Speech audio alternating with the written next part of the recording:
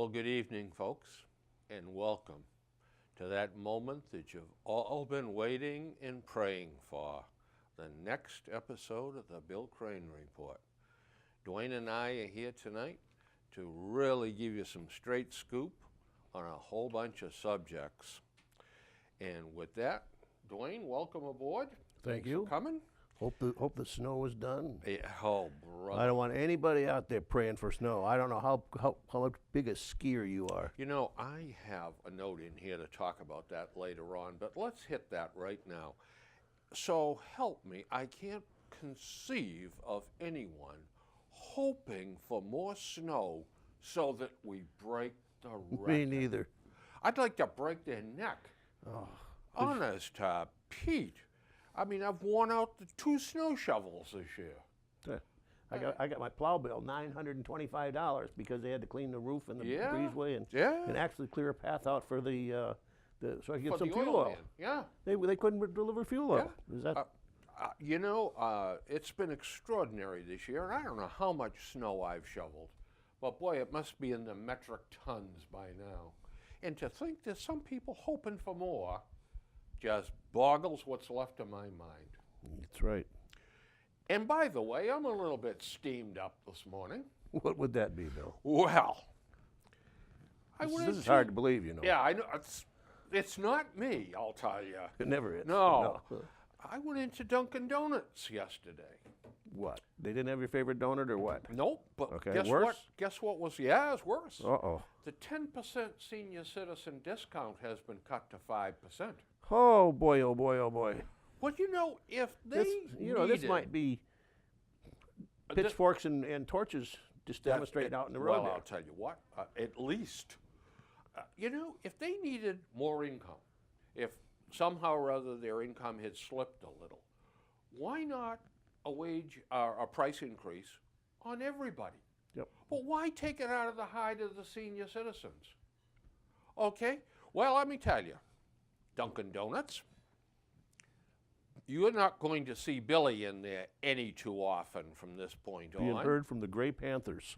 Yep.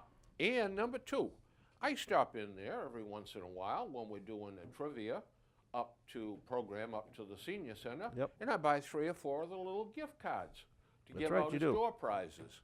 I will be finding something new to get rather than Dunkin' Donuts gift cards. This is not fair to seniors. I'm going to be looking for a new oil company. You know what they did? No. I got my fill just after the big snows came in. Mm-hmm. And I spent $50 extra to get that thing cleared out so they could, Okay. could get it in there. I looked at the bill, I was shocked. I went from $2.79 to $3.69. What? Yeah, I said, well, the oil didn't go up like that much. No. And so I called them up. You know what his lame excuse was? No. Well, you know, times are tough now because we can only make 10, 12 deliveries in the snow. So we have to raise our price to make our profit. I said, I plowed this out for you. I spent $50 so you could get in here. Other people aren't. Well, you going to punish me? Well, that'll be the last load they're bringing. I was going to say It's like that's just gouging is all it was. That's exactly right. You know, and there's some folks. And they don't care either. They're very arrogant. No, there's some folks right here in town that have been in business for a long time. Yeah, this is out of Weymouth, so I'm not dealing with them anymore. And Georgie Cronin is a straight guy. I've heard that. Yep. Yeah, he's a good guy, and they would never pull stuff like that. That's No, I spent a lot of money with this company. New furnace, new hot water system, you know, all the repairs, all the maintenance, all the... Yeah, that's bad. Very bad. By the way, another thing this morning in this morning's paper, in the Boston Herald, you don't really get a lot of great gems out of the Herald. You know, it's sort of like food on paper plates, you know. But there was one gem in there this morning, I thought. 17-year-old kid, Ryan Morrissey, was shot and killed in Charlestown. I think it was in November. Okay. Now, they said all along it was, he was walking out of a variety store, and they said all along, this is a case of mistaken identities. The gang members that shot him were looking for somebody else, and he happened to walk out the door at that point in time. So they're at the arraignment of two of them that they arrested in this case. And a lady who's a friend of the Morrisseys said this: "What's upset Ryan's family is this stuff about how their son died because he was in the wrong place at the wrong time. Ryan was in the right place. He was where he was supposed to be. It's the people who shot and killed him. They were in the wrong place, not Ryan." And you know, that speaks well for that mentality that says, well, we have certain areas that are free fire zones. All right, so you just got to stay out of them. That's unfortunate today. You know, Yeah, we're a civilized nation. We shouldn't have to put up with this. sort of. Yeah. Well, Yeah. compared to the rest of the world, parts of it anyway. Compared to the rest of the world, and I get a couple of examples of that coming up too. Oh, You know, this just really rips me that there's anyone out there that would use a mentality that, well, you know, your kid was in the wrong place at the wrong time. A convenience store in his neighborhood. How is that the wrong place?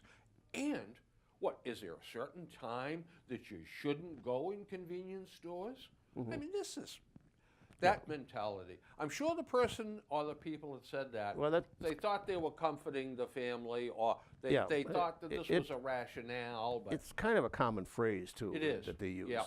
And I think in this place, in this incident, you could relate that he happened to be in the wrong place luck-wise. yeah, Not he was in the actual wrong place. He was just wrong for what fate had in store for him at that time. yeah. Yep. Well, it bothered me no end. It should. And now I've got a couple more that I'm upset Okay. about. And this one here is a beauty. Quite an opinion piece in the Globe.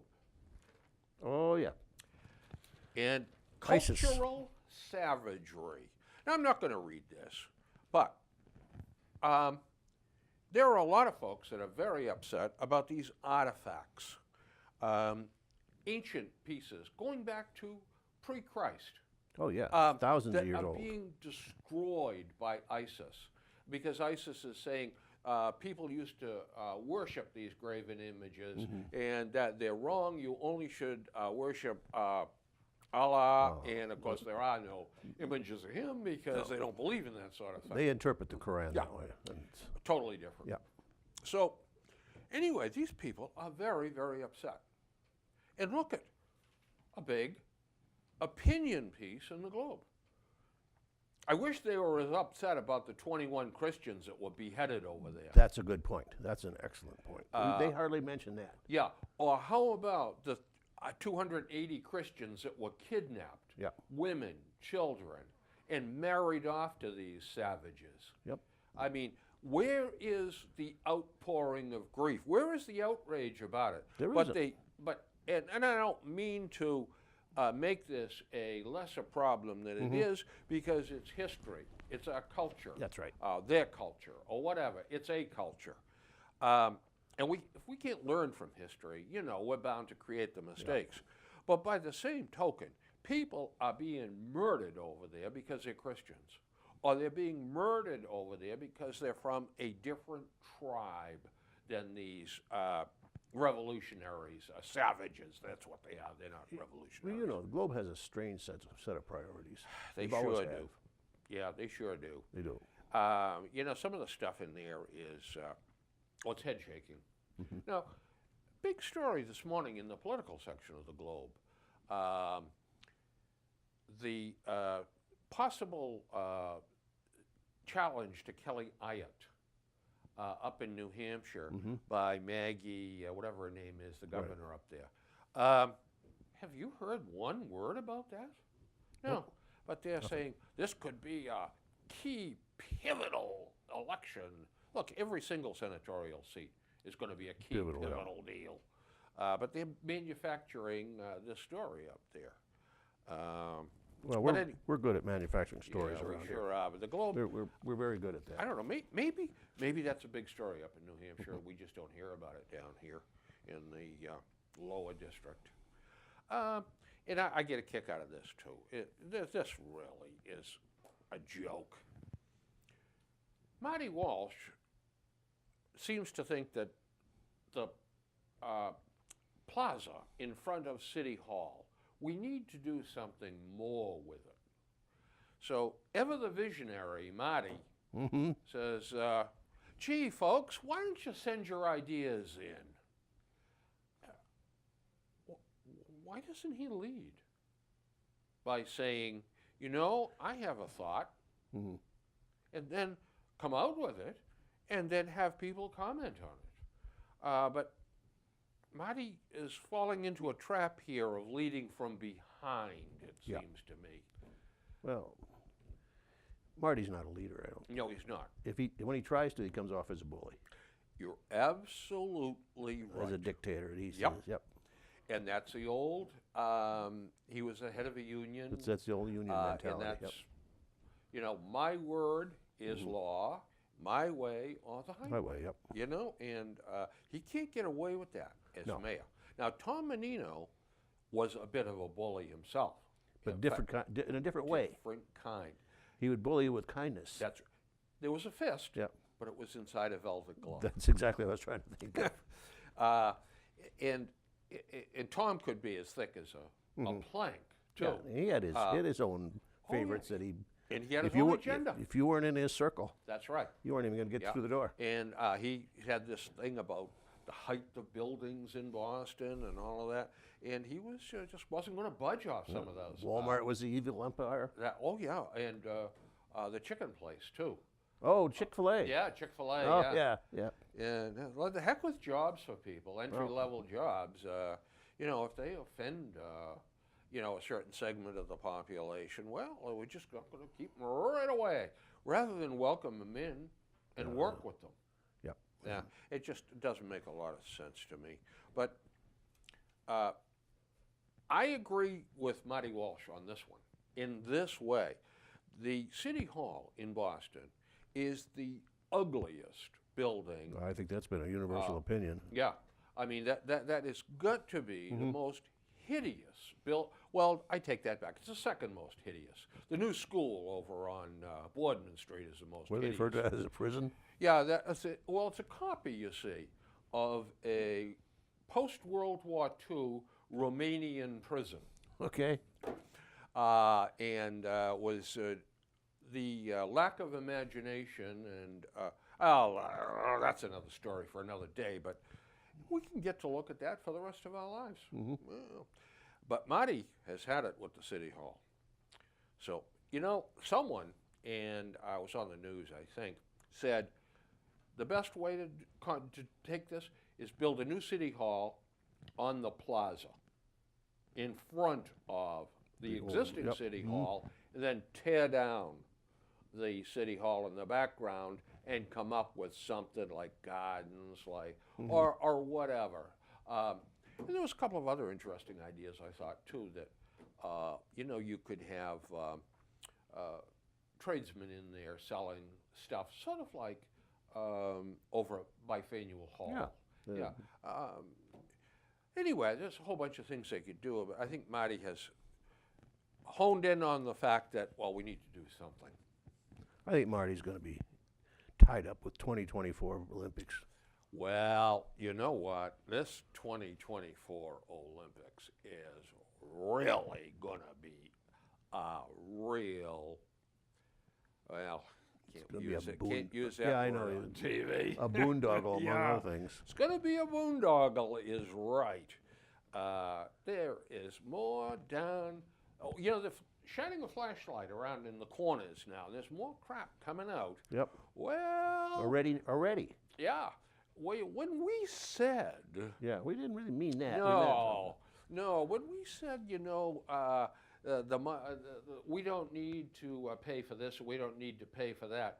Well, it's sort of on a schedule to be built. Well, we haven't appropriated the money for it yet, but we got to do it anyway. This is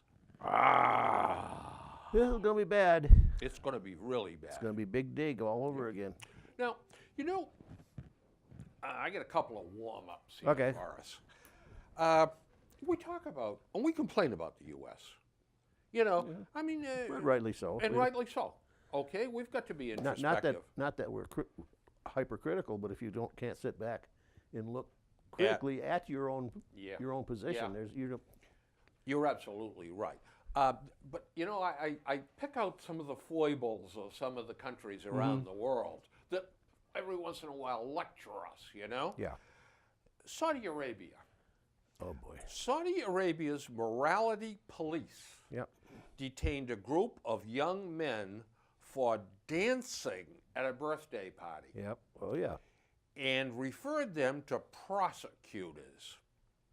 The news website reported Saturday the Commission for the Promotion of Virtue and the Prevention of Vice, that's quite a mouthful, raided a private party in the city of Barada, arresting the men for, get a load of this, Oh yeah. I know what it is. loud music and inappropriate dancing. They found the young men in a compromising situation in their dance and shameful music. The official said there was also a cake and candles to celebrate one of the men's birthdays. Horror. Is this outrageous or what? And you know, every once in a while the Saudis lecture us about we don't understand the Middle East Yep. and we should be doing this and we should be Give me a break. If you live in glass houses, don't throw sand. For years, Saudi always got a pass because of oil. Oh, absolutely. And their ties Yep. to the Bush family. Yep. Oh yeah. And to other oil magnates in this country. There was a lot of hand in glove, and it worked well. And the Saudis, for all the problems that they created for us, also fed us a lot of information, a lot of intelligence about what was really going on. We tolerated a lot with them. Yeah, With we the- did. Yeah. Yeah, but we got a lot. Yeah. And you know, the tapes that came out that were released illegally by the guy that's hiding over in Russia. Oh, begin with an S. Yeah, Snowden. Snowden, yeah. Edward Snowden showed the Saudis, along with the Jordanians and a couple of others, saying to the U.S., you have got to bomb Iran. You've got to take out their nuclear capabilities. You know, where publicly they couldn't dare say that over there in the Middle East. And the Egyptians also, by the way, you know. Well, this is an interesting story about the U.S. In Kansas City, Missouri, the parents of a young girl with leukemia want to build their daughter a playhouse, but they have been blocked by the homeowners association. It's in the Kansas City suburb of Raymore. Yeah. I know exactly where that is. Can you believe that people in a neighborhood association could be so mean-spirited? Oh, yes, I can believe. Yeah, I know it. I know it. There was an article, or talk of putting an article on the town meeting some years back, where some of the new folks in town, in the affluent areas, wanted to put an article on the town meeting warrant to ban clotheslines. I think they did, didn't they? I don't know. I use a clothesline all the time. Shh. Oh boy. Can you imagine that? I mean, this is so stupid.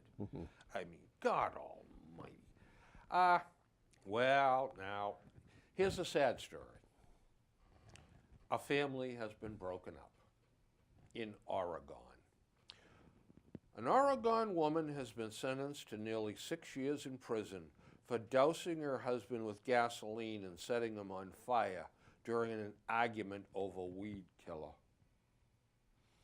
Can you imagine that? She was an ortho fan and he was a Vigoro fan, or what? In court documents, the 46-year-old Willamette Valley woman described it as an attempt to get her husband's attention as they fought over spraying the substance.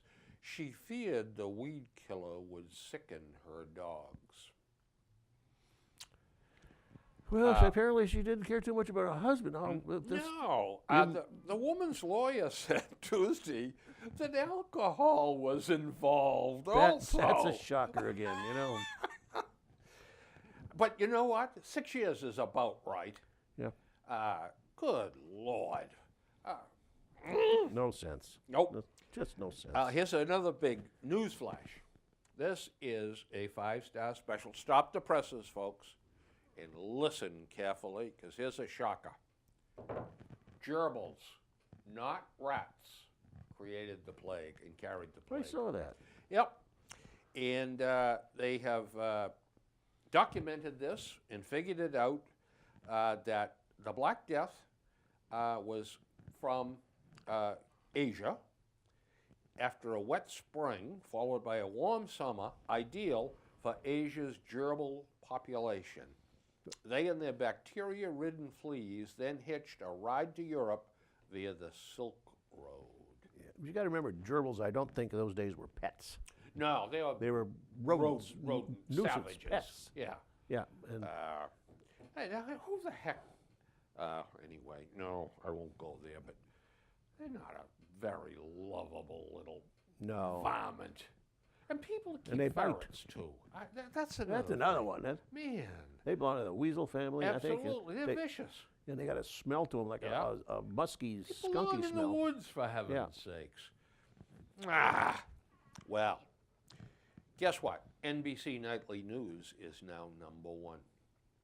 Okay. In the prime time, 6:30. Yep. And ABC is #2. But NBC's got 9.4 million viewers. They average this, of course. Yeah, of course. ABC has 9 million. And CBS, now this is going to come as a real shock to you, but CBS has 7.6. They're practically off the scoreboard. Have you watched CBS News at 6:30 as it leads into, Scott My wife's Pelley. favorite program. Yeah, Scott Pelley really does almost an imitation of a cadaver on his show. That's a good description. I mean, he's got about as much life, about as much pep. I mean, I've seen people over at Ross's laid out that had more pep and life in them than he does. Drones on, and then says, and that's the way. Now, hey, you get some line at the end there that kind of copies what Walter Cronkite used to say. Yeah, I think all of them try to imitate him at some point. Yeah, he's sort of the gold standard there. But there's no one. But anyway, you know what? I raved about this a couple of times in my columns going back. But you know, the news readers in Europe have got it right. They're just people like you and I that sit at a table like this and read the news. They're not rock stars. That's right. They're not celebrities. They're not paparazzi. part of the news. That's exactly Here right. they want to become part of the news. Read the news. That's right. And as far as I'm concerned, if they put 3 people on the nightly news that had a well-modulated voice, good diction, and could pronounce words properly, that's all you really and truly need. I think they ought to put something called Everyman on, like a bald guy and a fat guy. I'll tell you, be perfect. It would be perfect is right. You know what? There's a lot of room for improvement in that kind of stuff. Well, here's an interesting story coming out of Bangladesh. A Bangladeshi American blogger, known for his antipathy to religion, was hacked to death on the street in this capital by 2 assailants wielding machetes. He was leaving a book fair. Avjit Roy, 42, was leaving a book fair with his wife Thursday evening when his attackers approached him from behind. His wife also got bonked in the squash, and she's in critical condition. He was hacked to death. And the police have not named any suspects, but witnesses provided descriptions, and the officers recovered 2 bloodied machetes from the scene. He was a prolific writer on secularism and condemned religious extremism. That's, you know. There's that underlying theme again. Yeah, that's it. Always. Yeah. Yep. It is. It is the far sides, the left and the right, the fanatics about religion. Yep. And it's their way or the highway. And this guy was dissing whatever particular religion they belonged to, so they killed him. A place like Bangladesh, they'll never find out who did it. No, of course not. They don't have the. You know what? They'll probably wherewithal. arrest a couple in there. Of course they will. And they'll frame them and hang them. But No. As far as They can always find some scapegoat someplace. yeah, Putin's really good at that. yeah, oh yeah, Oh, good training in the KGB. yeah. Yeah. Mystery drones buzz Paris landmarks. I saw that too. And Yeah. I Now snickered a little these bit. things are not supposed to be flying there, but yet they are. And the Parisians are all abuzz about what is this all about? What are they doing? And the officials are obviously trying to figure out what to, you shoot them down. That's what you do.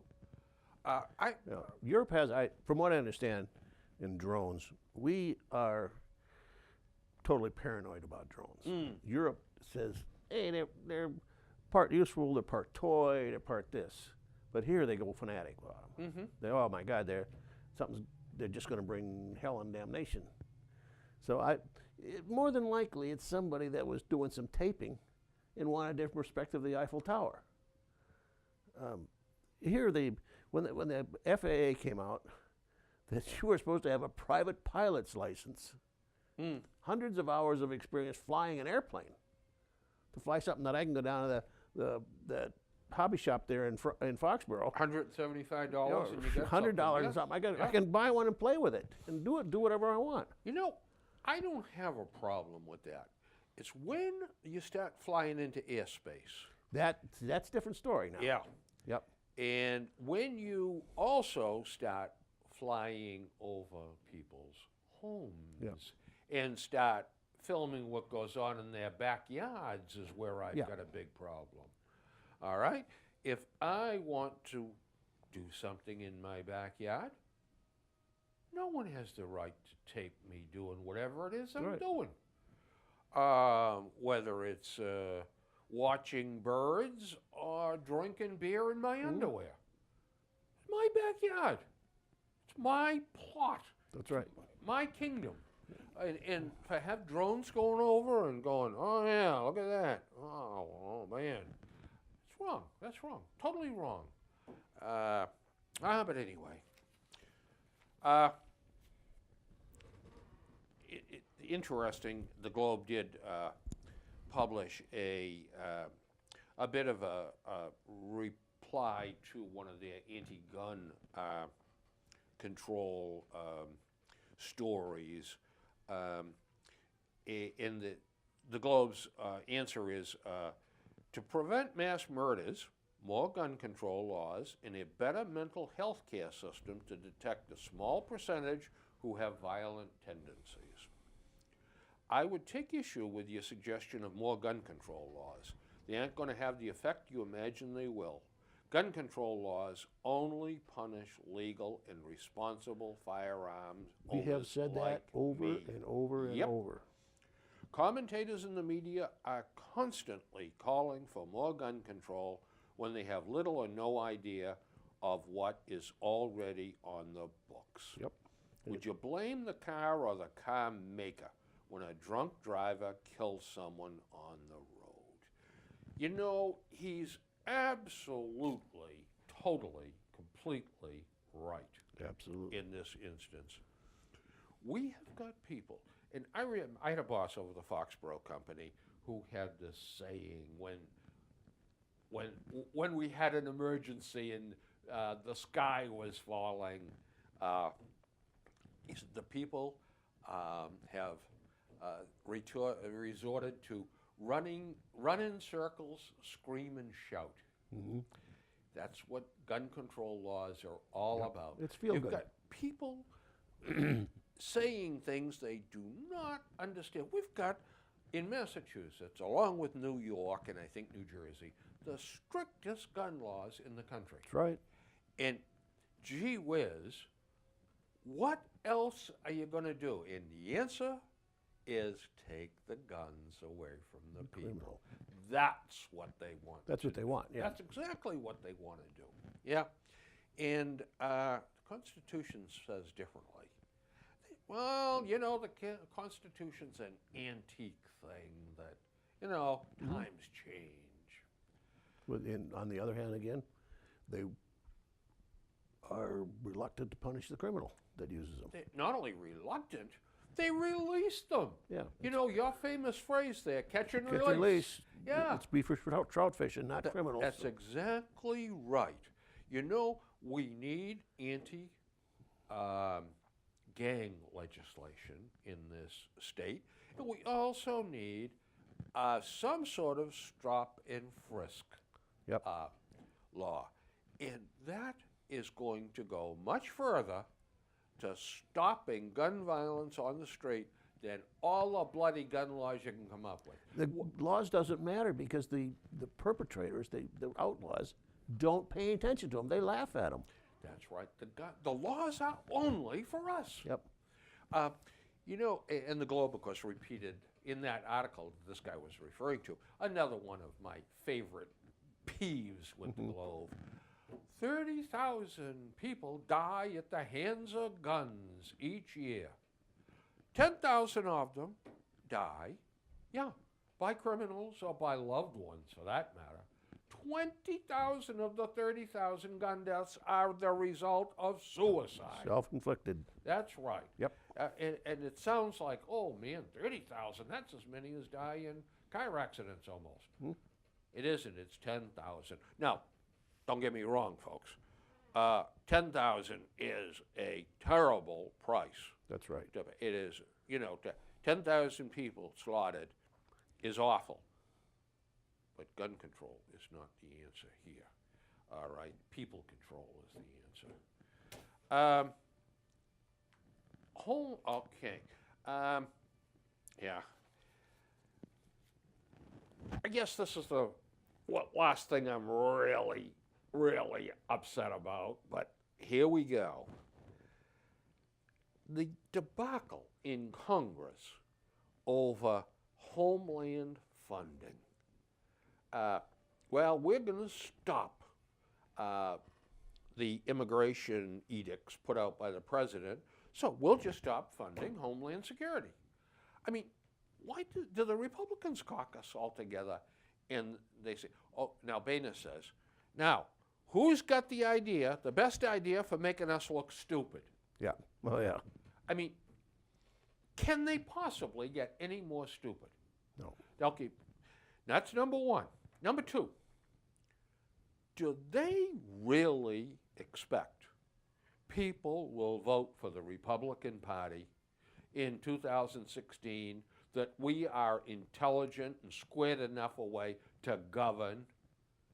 When you look at the empirical evidence like something like this, I mean, you have to say those yahoos don't have a clue. They don't. There's an element that's going to bring that GOP party right back down again. Yep. And it's called the Tea Party. Tea Party, yes, that's right. They have this idea that their way is the only way. There's no compromise. That hard-nosed Yep. approach. Yep. You know who did that years ago was, I'm having a senior moment here, with a contract with America. Newt Gingrich. Newt Gingrich just got themselves right into a position of power, and doesn't he bulldog the whole thing?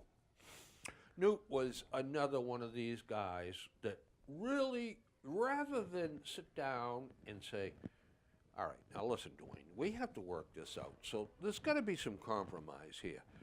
Newt sat down and said, now hear this. This is how we're doing We're it. in charge now. We're in charge. Yep. You sit there and shut up. Mm-hmm. Yeah. Well, you see how well that worked. Yeah, it didn't work. You know, the Republicans and the Democrats can work together. It's the lunatics in both Yep. parties that stop it from happening. That's right. By the way, speaking of lunatics, I'm just going to jump right over this something here. I've got my stuff all fouled up here. Here's another thing too. I'll go with this one here. All right. Heroin overdoses kill 3 in Lynn. They had 6 stricken in a 48-hour I period. thought that was in phenomenal when I saw that. Lynn. Yeah. We've got to find a way to stop this. But yet, the only answer appears to be, well, you know, they're going to do it, so we'll have every police officer and every fireman carry a vial of this stuff that saves them and inject them, and we'll, you know, they're going to do it, and we'll see if we can save them before they die. The last time I checked, heroin is illegal. Very much so. Trafficking in it carries stiff penalties. Is it not a fairly good idea to maybe combat this by attacking the source? But no, once again, we're leading from behind. We are dealing with this after the fact. We're letting right now. We're letting Mother Nature take care of it. Well, that's it exactly. They're eliminating the users. Yeah. By death. But That's the bottom line. Yeah, we're going to have the cemeteries full, and then what are we going to do? Well, what has happened over this with things like heroin? For years and years, it was cut. Oh yeah. Cut and cut and cut. It would probably when it was. I don't know the statistics really, but I've read sometime it was like 15 or 10 or 20% when it was getting out into the marketplace because it was very expensive. Now it's cheap, and the pure stuff is coming. Yeah. And I guess these heroin users have their system has a tolerance. Yeah. And they build up a tolerance after a while. They used to reduce it to 20%. All of a sudden, they get us 80%, and it's fatal. Mm-hmm. You know, they call that stepped on. Yeah. Yeah. And the manufacturer would step on it, and then the wholesaler would, and then the retailer would. And by the time it got to the addict, you're right, it was perhaps 20%. And now it is so bloody cheap and so bloody available that if it's stepped on once, you know, that's, but it's getting very strong, and it's incredible the amount of deaths that we've had in Massachusetts this year, but it's not just Massachusetts, it's nationwide. And I don't know where it's going to end. I don't either. You know, I don't know what you can do about this. Yeah, I know that the governor, Charlie Baker, and the mayor of Boston, both have come out and said we need more clinics. We need to be able to help these people. We've got to be able to, when they fall into our hands, we've got to be able to put them over here so they can dry out. Well, you know what? That sounds good. And I'm all for reclaiming all the people you can. But there's too many of them that are going to go back out on the streets with no job, no means of support, mental health issues, and they're going to be right back on this stuff again. Oh, a certain percentage are going. Yeah. No question about it. I'm not saying we shouldn't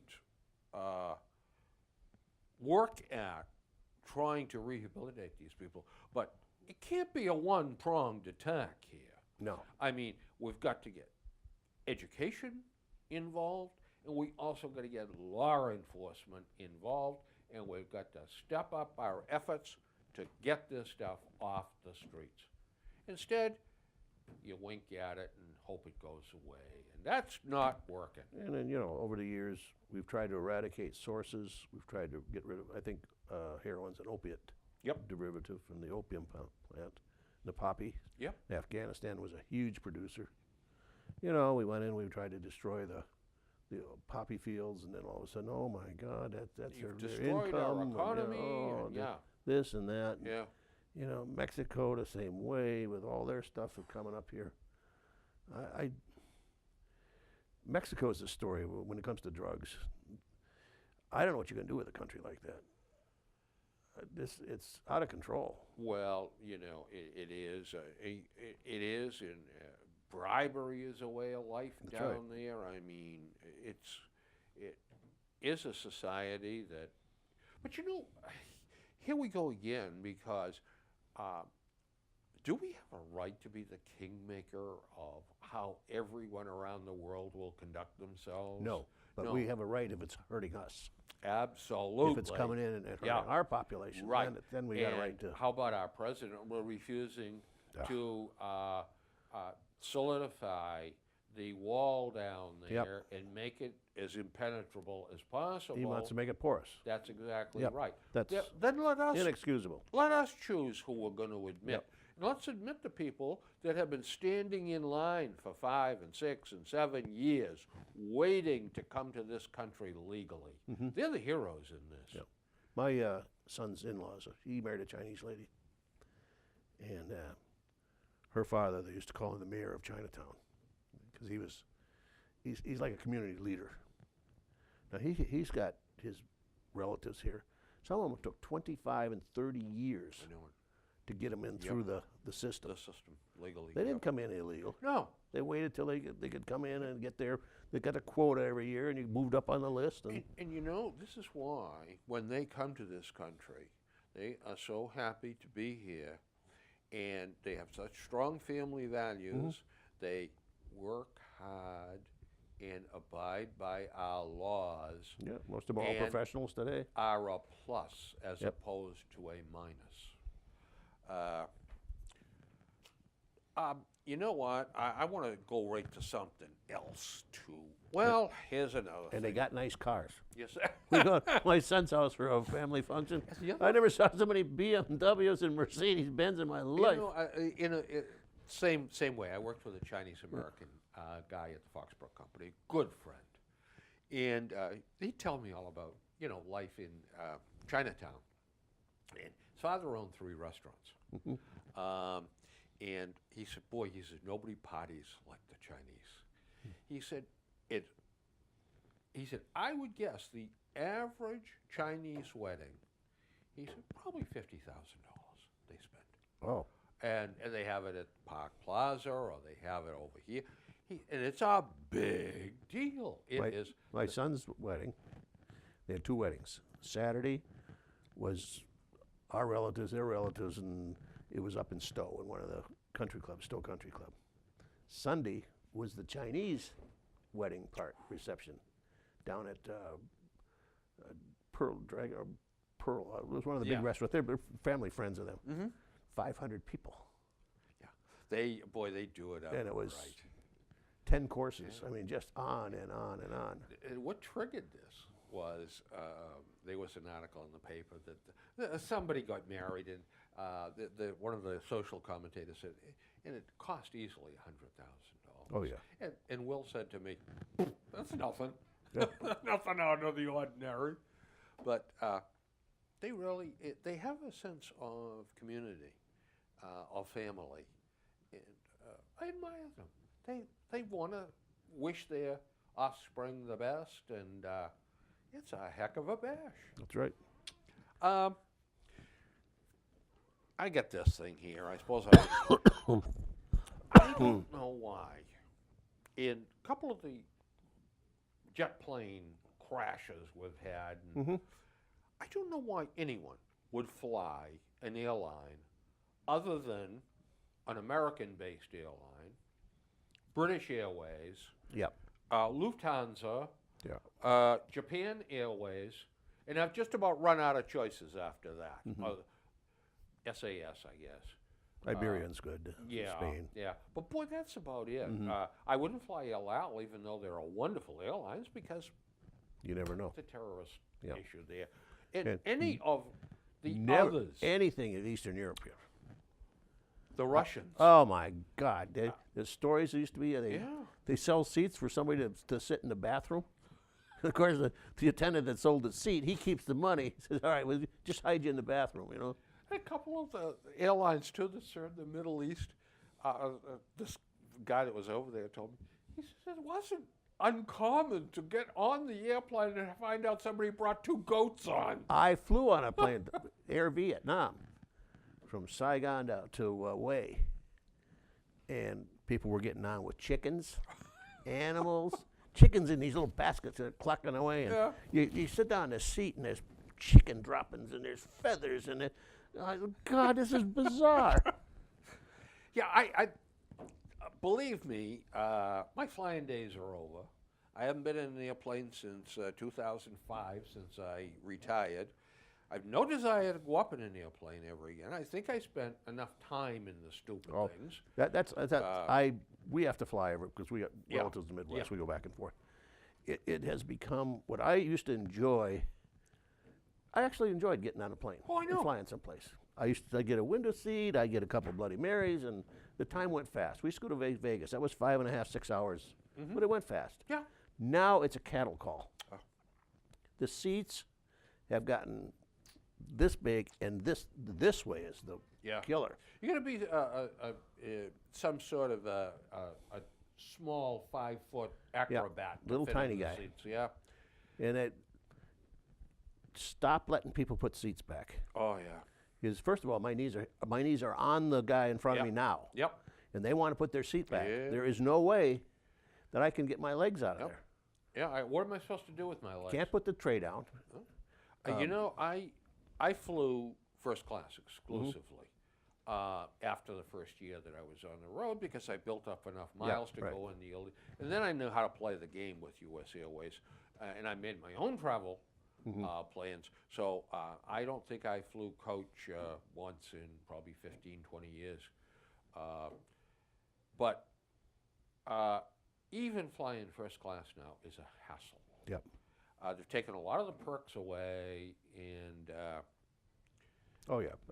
The only airline that, and I say recent, it's been almost 2 years now since I used JetBlue. Excuse me. They were good. yeah, They were. now They were still good. They had seats, Yep. little space. They had little TV screens in Yep. front of you, Yep. and they were still good. Yeah. Delta, I used to fly Northwest back and forth Mhm. because they own Minneapolis, Midwest, and then when they merged, or I think no, Delta bought Northwest. Delta just went right back and just Yeah. smushed everybody into that thing Yep. just as tight as they could get them. Yeah. I used to enjoy flying. You're absolutely right. Yep. I'd get in there, I'd get in my seat, I'd have the newspaper, the morning newspaper, I'd have a good book, and I'd get about 3 cups of coffee in me, and I was ready. Mhm. And the time flew. Then you get some lady sitting beside me, a guy sitting beside me, and they start in on this blah, blah, blah, Oh, blah, my blah. God. And I finally developed the right answer. You know, I can't hear you. And it's because of the frequency, the harmonic frequency of the jet engines. I cannot hear a word you're saying. Sorry. Trying to have a conversation is going to be fruitless. But anyway, ethanol. Oh boy. Yep. The last time they had a caucus of out in Iowa, the Republicans, they came out against ethanol. There was quite an article published, and in Iowa, of all places, which benefits more from ethanol than any other Part state. of the Corn Belt. Yeah.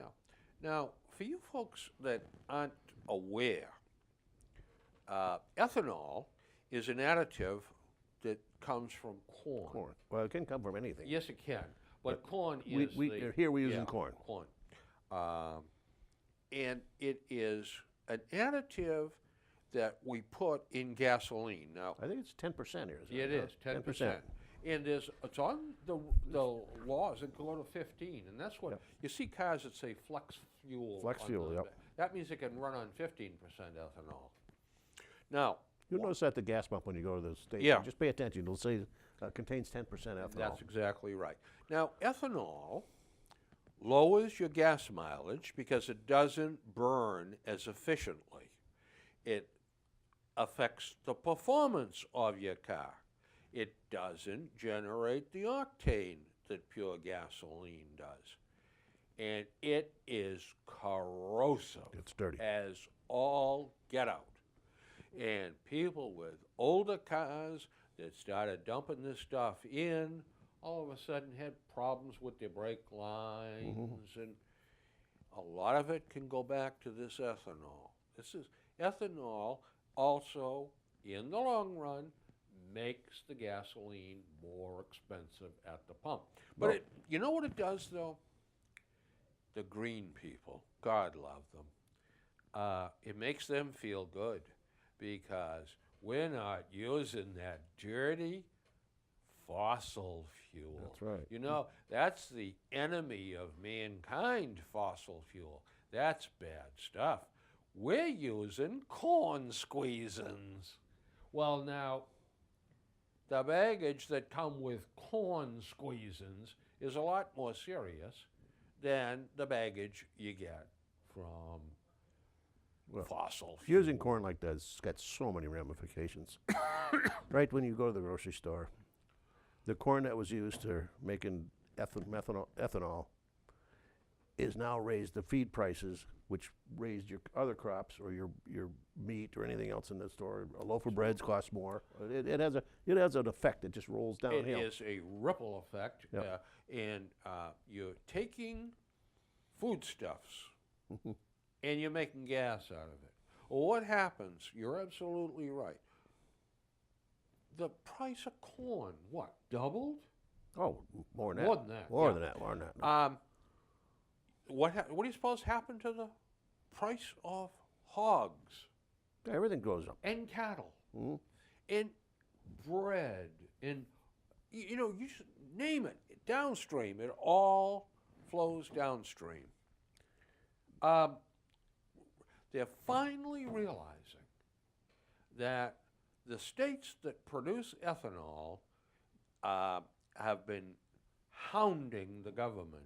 They've been lobbying to keep ethanol. Of course, it's a political Yeah. thing. And of course, it also, when you tell the refineries, well, the end product that comes out, well, you can't sell that anymore. You got to divert it over here and mix in 10% corn squeezins. Well, do you think that makes their operation cheaper? No. They got to buy the ethanol. They got to store the ethanol. They got to blend the ethanol. The price of gas has got to go up, boys and girls. We go back Midwest. I got to drive about 70, 80 miles from Minneapolis to where we're going. I used to see wheat fields and oats fields and Yeah. a lot of hay field stuff. It's almost 90% cornfields now. Yep. Because of this. Yep. The corn has raised the price. Sure. It's worthwhile just to plant corn, just Oh, to yeah. sell corn. Sure. So what happens now? You're not planting as much soybeans, That's right. so the price of soybeans goes up. Sure. It is, well, let me tell you. How about this from the Herald? This is the price of the people that are on the staff of 2024 Olympics. Now, this is a private organization. Globe had an article this morning yeah. on it too. That Deval Patrick is a lobbyist. $7,500 a a day. day. Yeah, A day. A day. But this is good. Richard Davey, who is the former transportation czar for Patrick, is earning $300,000 a year. John Rull Chief Administrative Officer and former Walsh advisor has left the Walsh administration and is $175,000 a year. Amy Sennett, this is good. Amy Sennett is Vice President and Assistant General Counsel and girlfriend of Walsh Chief of Staff Donald Cole. She's making $120,000. Bill, it's already started. I told you, everybody's dipping into this thing already. And then you've got some of these other folks. COO Erin Murphy Rafferty, $215,000 a year. And what do they know about Olympics? Yeah. Or putting a game, not about as much as you and I do. Yeah, yeah, that's sketchy at best. Yeah, well, that's... Yeah. Paige Scott Reed, General Counsel, $182,000 a year. And on and on and on it goes. But this is good over here, too, some of these little blurbs over here. Communications consultants, Northwind Strategies, and it's headed by ex-Patrick Chief of Staff Doug Rubin. They're getting $15,000 a month. That name keeps coming up. Patrick. Isn't that interesting? Very interesting. Walsh Strategies. There's another one that keeps coming up. Headed by Patrick Confidant and former state Democratic Chief John Walsh, $10,000 a month. And it goes on and on. Then you got some of the grassroots community outreach people. You know what? The only way to really, what you should be doing is finding somebody that knows something about what's going on. Yeah. Go to England. Who ran theirs? Have him sit down and say, or her. Yeah. Or, of course, they had group. huge cost roads I know, over there, too. But they know where the pitfalls are. That's exactly right. They can say, well, don't do this because we got burnt with Yeah. this, and don't do this, but you should do this and this. These monkeys don't know what they're No, doing. we have this arrogance Yeah. that we can do it. Better yet, we can profit by doing it. Well, we've done the same thing with the MBTA. Exactly right. Loaded them up with nothing Yep. patronage jobs. And now the latest number on fixing everything that's wrong with the MBTA was in the paper this morning. $7 billion. Yep. Where's that going to come? Does that grow on trees or? Yeah.